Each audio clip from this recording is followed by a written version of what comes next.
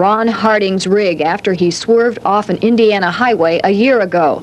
The truck driver chose to run his 30-ton truck off the road rather than hit the compact car that crossed into his lane. As a result of his split-second decision, these two children and their mother are alive today. However, truck driver Harding lost his legs in the accident. His wife, who was with, suffered neck and back injuries. Harding's heroic actions were reported around the country. He has received several hundred letters of praise, and the encouragement has helped him make a comeback. Things just don't go as fast as I would like them to go. Is that frustrating? Yes, rather frustrating, yes. The insurance company, I realize that it takes them a while to get things together before they can give me any kind of substantial monies to operate. As far as driving a truck goes, for me, the sooner the better, but because I haven't been released from the doctor as yet, and financial reasons. Today, Harding has a new set of legs, and he now owns his own moving service. He coordinates the operation, but doesn't do any of the driving. In order to receive a permit to drive a truck again, Harding must pass a state examination. He is required to take the test in a truck specially equipped with hand controls. Harding is hopeful that he will be able to borrow such a truck in order to take the qualifying examination.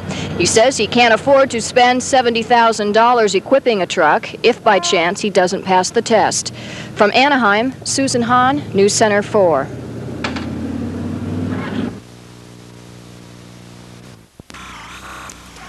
Now, here's the star of our show, Mike Douglas.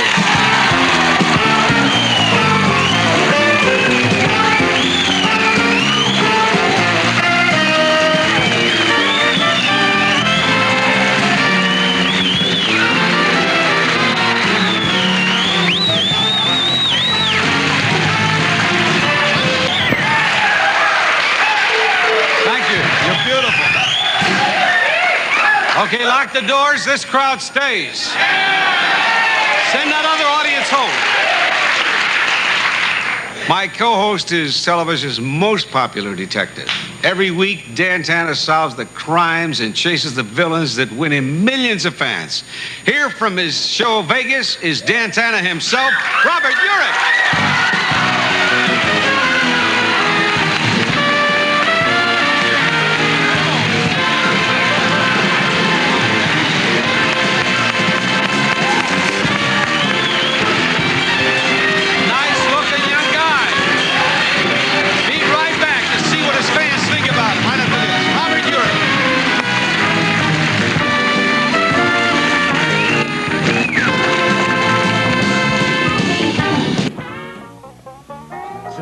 KTLA, Los Angeles.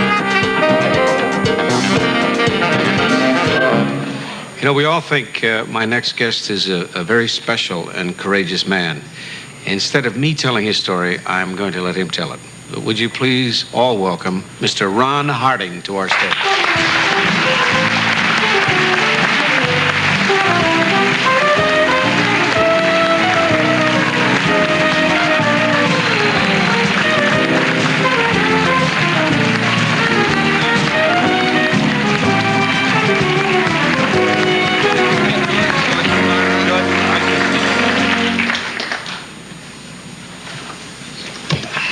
Well, I think by now many people, almost everyone has read your story. You are a truck driver. Tell everyone what happened to you a couple of months ago. Well, I was in Indiana. I'm a little nervous. That's okay. I am too, so we're starting out here, okay? I was in Indiana taking a load to northern Michigan, and a car came down the wrong side of the freeway. And obviously I had to make a quick decision. And the only decision that I could do was to get out of the way, go to the ditch, keep from hitting the car head on. And that's what I did. Did you see any of the people? Were you able to see anybody in the car? The children. I knew there was children in that car at a very quick glance. That helped you make that decision, I imagine. Well, it was so quick, split-second decision that it's hard for me to even go back and say, yes, I did it because of one thing or another. I did it because I didn't want to kill anybody, and I didn't want to hit anybody head on, so I went to the ditch. Did you know when you swerved that you were headed for the ditch and that's where you were going to wind up? I had no idea. I had no idea. What happened immediately after the truck fell in the ditch? Well, I know that my wife was with me, incidentally, and I hit the ditch and went airborne. And then I heard a very loud noise like maybe I'd hit a tin building. And as it turned out, the tin building was my truck as it laid over on its side.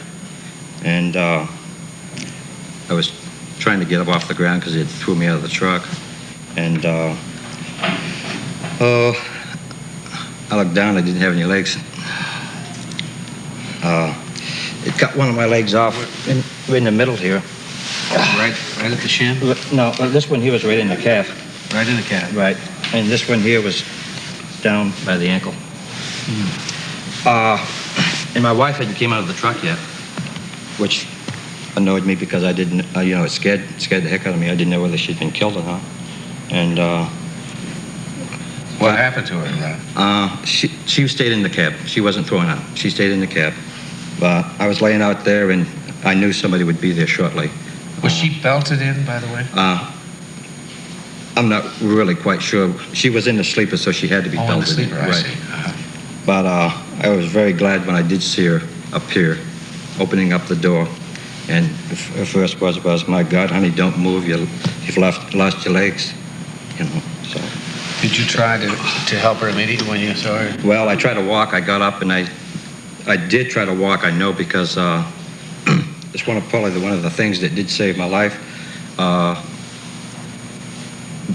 The snow being as cold as it is slowed down the blood. So that probably helped me quite a bit. Probably saved your life. Yes, I would think so. Now, how soon after that incident that you just described did someone come to your rescue? Or were there cars there immediately? I thought it was almost immediately. How about the people who got in your way? Did they show up? No. They did actually we still collided. They still hit me. I see. But it wasn't a head-on impact. A nurse came immediately. She was on her way to the hospital. And she took care of my wound in my head and asked if anybody had blankets or anything. We had blankets in the truck, and my wife by then had been out and got blankets and whatnot for me to lay on. You know, the part of the story that stays with me is after you finally got into the ambulance, what you said to the ambulance driver. I told him to take it easy because it was very, very slick out there, and we already had one accident, and we didn't need another. You believe that? I'm sure it's something.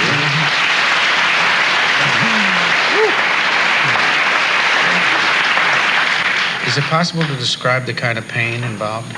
I don't know. I heard somebody talking about having a baby, and it was a lot of pain.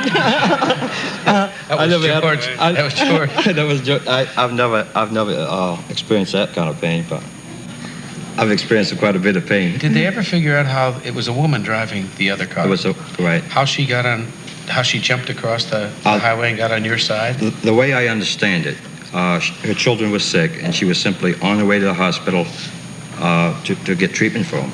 And she lost control of her car. That's the way I understand it. I understand the company that you work for has really stood by you, and you got some nice things to say about them, I'm sure. From the chairman of the board right down to the dispatchers, they are the most super people that I've ever dealt with. When you can get the chairman of the board, Mr. Bill Mowens, to come to your hospital bed and cry with you, and then when you get out, offer you a job, you can't ask much more. Yeah. Those are super people. Was there much crying, Ron? Oh, I'm sure. There definitely was. How do you deal with something like that, a stronger like yourself, suddenly? How long did it take you to walk? It took them longer to make the legs than it did for me to walk. You're quite a guy. You really are.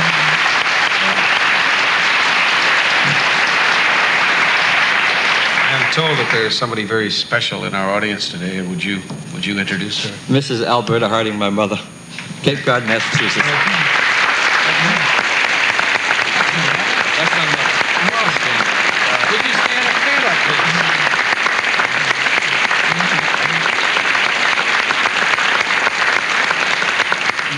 And my dad is also a great part of it. He just couldn't make it. He's back in Massachusetts. Oh. Right. Well, we think you're a very special person, and we'd like to give you something from our show. Here, this is called the Mike Douglas Special People Award to Ronald C. Harding. The date is on it. Thank you. Thank you very, very much. We'll be right back.